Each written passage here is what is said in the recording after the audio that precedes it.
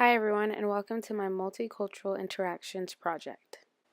The person I chose to interview for my project is a 60-year-old half Chinese, half Filipino woman. She currently works at a child care center in Johns Creek, Georgia, and she is the mother of 2 children. So as I mentioned earlier, she is half Chinese and half Filipino. So her dad is Chinese and her mom is Filipino, and she admitted that she identifies with the Filipino identity more due to her own cultural friction that she had in her life as a child. During our time together, we highlighted a few different topics, with the first one being the expectations that were had of her from both her Chinese family and her Filipino family. We also discussed New Year's and how that is culturally significant for her Chinese family. We discussed religion, marriage, and racism, and how each of those three played a significant role as they looked different from both a Chinese perspective and a Filipino perspective. I was also able to compare and contrast it to my own cultural friction of being born in Jamaica, having a strong Jamaican influence in my life with my immediate family, but being raised in America. So, as we discussed expectations, she highlighted that her Chinese family was considered to be a lot more affluent, and they really had high expectations of her as a teenager. They wanted her to get married young. They didn't want her to really get an education as they didn't believe in it. So the expectations of her Filipino family was that they fully supported college. They fully supported her having a career. They didn't believe that she should get married as a teenager. Her mom decided that was something that she would never want for her children to experience. As the eldest of her siblings, she was kind of leading the pathway of this decision-making process of how do I combine or both cultures. So, as she would say, she was the first rebel of her family. She decided to go to college to pursue her education. She also told a story about her Chinese grandmother who was really pressuring her to get married as a teenager, dismissed because she was so disappointed in the choices that she had made. As we began to talk more about her childhood, she highlighted some of her favorite memories, one being the celebration of the Chinese New Year. She described the Chinese New Year like a harvest festival. She remembers eating Chinese rice cakes, and they were her favorite as a little girl. As a tradition of the New Year, the parades with dragons were very significant. She highlighted the red lantern, which signifies happiness and money for their culture. The Filipino New Year is similar to the American New Year. Jamaican perspective, the New Year's traditions are very different from the Chinese, as Jamaican culture is more westernized. I would say one comparison is that they are both significant celebrations in both cultures. It definitely is a joyful time of year, which, based on just her memories alone, you can recognize that it was a special time of year for her.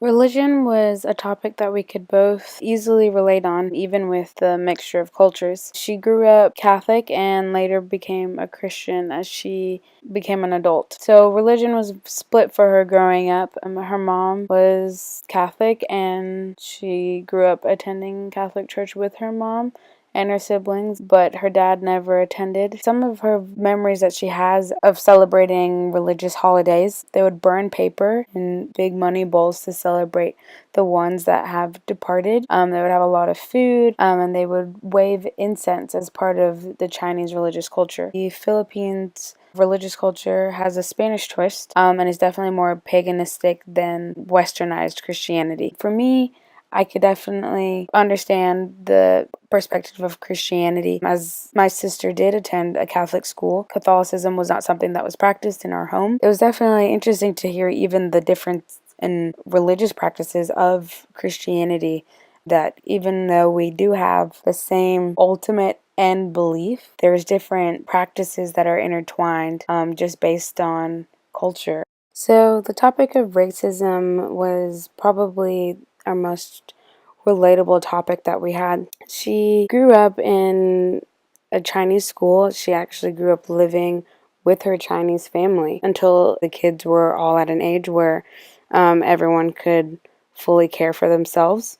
So they went to live in their individual homes. As the families split up, that was when she, for the first time, attended a public high school. And in the public high school, she was completely identified as Filipino. Her skin tone is darker, like a Filipino woman, but her eyes, as she would say, are chinky. So she has very Chinese features, but it did feel like a loss of identity because she wasn't really fully accepted by both cultures. Her Chinese family identified her as Filipino, and her Filipino family identified her as Chinese. For me, this was a topic that I could definitely relate to, just simply because being born in Jamaica but grew up in America, I had those feelings of frustration, feeling that times that I was never fully accepted by my Jamaican friends as a Jamaican. This separation of the Chinese family and the way that they treated her family caused her not to want to learn things about the Chinese culture. Today, she says the most she knows is how to count to 10 in Chinese. And for me, on the other hand, like, I always wanted to know and to learn more about Jamaican culture. Two articles I highlighted really do bring to light the significance of the variations of the two cultures. It highlights the parenting aspects and the differences in children to young adults and how just the ways in which they were raised. The article by Chapman just discussed early childhood and just the ways in which Chinese children and Filipino children develop differently based on just the simple idea around food. While this other article discusses just how the ethnic differences that come from the perceptions of the two parents and the families involved in both Chinese and Filipino culture. Essentially, these articles are providing real data to support the real life experiences of the person that I interviewed.